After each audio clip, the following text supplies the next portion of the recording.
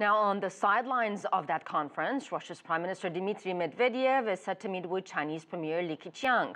They're expected to sign several bilateral agreements to discuss Russia's pivot to Asia and what may be influencing it. We spoke earlier with Antoine Bondaz.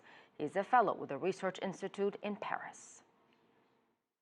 And we could list three main reasons of that Russian pivot to East Asia. The first one is clearly an economic reason. East Asia now is a major engine of growth, of world economic growth.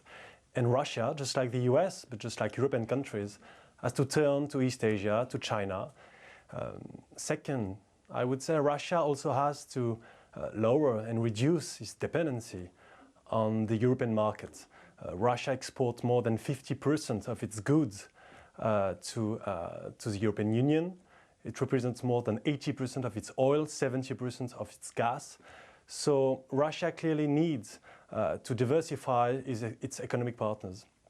Third one would be post-Ukrainian crisis and the Crimean crisis.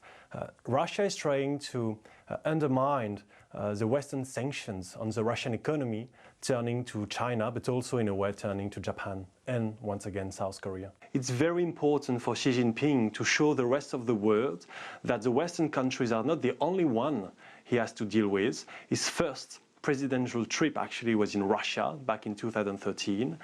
And once again, China is a global power, and China wants to show the world that even though the relationship with the US is the most important and crucial for the future of China, the relationship with Russia is very important, being on the economic aspect, as we talked earlier, but also political and diplomatic, just like, for example, in the Middle East.